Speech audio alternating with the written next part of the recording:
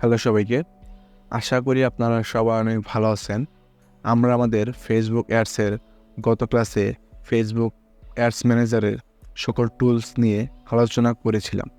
আজকে আমরা আমাদের ফেসবুক অ্যাডসের কিছু ইম্পর্টেন্ট টপিক আলোচনা করব। তো চলুন আমরা আমাদের ক্লাস শুরু করি। ফার্স্টে আমরা আমাদের অ্যাডস ম্যানেজারে চলে আসব। এখন আমরা যখন আমাদের একটা ক্যাম্পেইন তৈরি করার সময় ফেসবুক আমাদের কাছে এই কিছু অবজেক্টিভ দিয়েছে। এই অবজেক্টিভগুলো কী এগুলোই মূলত আজকে আমরা আলোচনা করব। কোনটার কাজ কি, আমরা কখন কোন অবজেক্টিভ সিলেক্ট করব। আমাদের ফার্স্ট যে একটা অবজেক্টিভ দেওয়া আছে সেটা হলো অ্যাওয়ারনেস। যখন একজন বায়ার বা একজন ক্লায়েন্ট আপনাকে বলবে যে আমার কোনো কনভার্সন বা সেলসের প্রয়োজন নেই, আমার কোনো এঙ্গেজমেন্টের প্রয়োজন নেই, বা লাইক কমেন্ট শেয়ার আমার কোনো কিছু দরকার নেই, আমার শুধু জাস্ট দরকার যে আমার একটা বেশি মানুষ দেখুক, আমার এটাই প্রয়োজন। এই যখন ক্লায়েন্ট আমাদেরকে এইসব কাজ করতে বলবে তখন আমরা মূলত অ্যাওয়ারনেস ক্যাম্পেইনটা তৈরি করি। আর অ্যাওয়ারনেস মানে হলো যত পারো তুমি ইউনিক কাস্টমারের কাছে তোমার একটা রিচ করো। এই কারণেই আমরা অ্যাওয়ারনেস ক্যাম্পেইনটা সিলেক্ট করে থাকি। দেন আমাদের নেক্সট হলো ট্রাফিক। যখন আমরা ফেসবুক অ্যাডস রান করব, যখন ক্লায়েন্ট আমাদেরকে বলবে যে আমাকে তুমি লিঙ্ক ক্লিক বা আমার এই লিঙ্কে ক্লিক করে যাতে বেশি পরিমাণে ভিজিটর আমার ওয়েবসাইটে ভিজিট করে, তুমি সেজন্য আমার একটা ক্যাম্পেইন রান করো, তখন আমরা মূলত ট্রাফিক ক্যাম্পেইন রান করি। যখন আমরা ট্রাফিক ক্যাম্পেইন রান করি তখন ফেসবুক একটা এমনভাবে অপটিমাইজ করে, সে চেষ্টা করে যত বেশি পরিমাণে ভিজিটর সে আমাদের ওয়েবসাইটে পাঠাক, এটাই মূলত তার মূল টার্গেট থাকে। আর আমরাও এই জন্যই মূলত ট্রাফিক ক্যাম্পেইনটা সিলেক্ট করে থাকি। দেন আমাদের নেক্সটে যেটা হলো সেটা এঙ্গেজমেন্ট ক্যাম্পেইন। এই ক্যাম্পেইনটা আমরা কখন সিলেক্ট করি? এঙ্গেজমেন্টটা বলতে আমরা কী বুঝি? এঙ্গেজমেন্ট বলতে আমরা বুঝি like, comment, share, video views, তারপর মেসেজ। আমরা মূলত এগুলোকে এঙ্গেজমেন্ট বলি। যখন একজন ক্লায়েন্ট বলবে আমার এক ভিডিওতে তুমি ভিউজ এনে দাও, লাইক এনে দাও, কমেন্ট এনে দাও, আমার পেজে তুমি লাইক ফলোয়ার বাড়িয়ে দাও, দেন যখন বলবে যে আমার পেজে তুমি বেশি পরিমাণে মেসেজ পাঠাও, তখন আপনি এই এঙ্গেজমেন্ট ক্যাম্পেইন রান করবেন।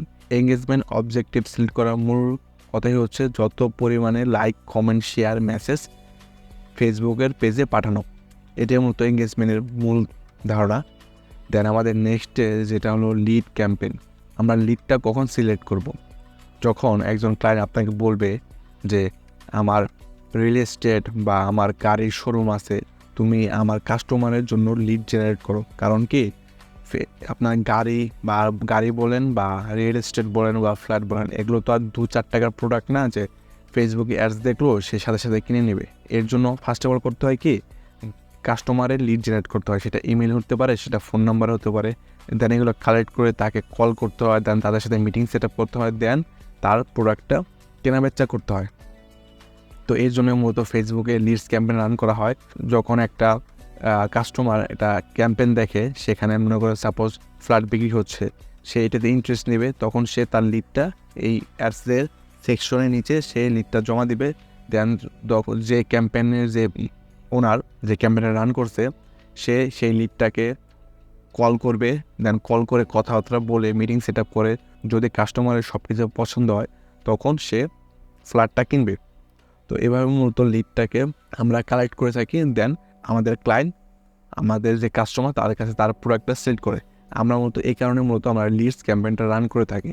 আমার দেন হলো অ্যাপ প্রমোশন। অ্যাপ প্রমোশনটা কি, সাপোজ আপনার নতুন একটা অ্যাপ রিলিজ হয়েছে, আমাদের প্রয়োজন কি ইনস্টল করা। এই ইনস্টলটা করার জন্য আমরা ফেসবুকে অ্যাডস রান করতে পারি। আমরা যখন এই অ্যাপ প্রমোশনটা দিব তখন ফেসবুকে অ্যাডটা এমনভাবে অপটিমাইজ করবে যাতে বেশি পরিমাণে লোক আমাদের অ্যাপটা ইনস্টল করে ব্যবহার করে।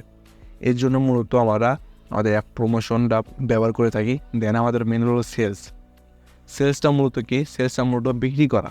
আমরা যখন ফেসবুকে বলবো ফেসবুক তুমি যত পারো আমার পুরোটা সেল এনে দাও বা কনভার্সন এনে দাও। কনভার্সন যে কোনো কিছু হতে পারে, সেটা সেলস হতে পারে, সেটা লিড সাবমিশন হতে পারে, যে কোনো কিছু হতে পারে, আপনার কাছে যে কোনো কিছু কনভার্সন হতে পারে। এই সেলস ক্যাম্পেইনটা রান করার পূর্বে আমাদের কিছু জানার প্রয়োজন। সেগুলো হচ্ছে যে সেলস ক্যাম্পেইন রান করার জন্য আমাদের ডাটা প্রয়োজন। ফেসবুকে আমরা যত পরিমাণ ডেটা দিতে পারি ফেসবুক আমাদের একটা সেইভাবে অপটিমাইজ করতে পারে এবং সেইভাবে আমাদের কাস্টমার বা আমাদের সেলস কনভার্সন এনে দিতে পারে। যদি আমরা ফেসবুকের কাছে ডেটা না পৌঁছাতে পারি তাহলে ফেসবুক আমাদের একটা ভালোভাবে অপটিমাইজ করতে পারে না এবং আমাদেরকে সেই পরিমাণ রেজাল্ট দিতে পারে না।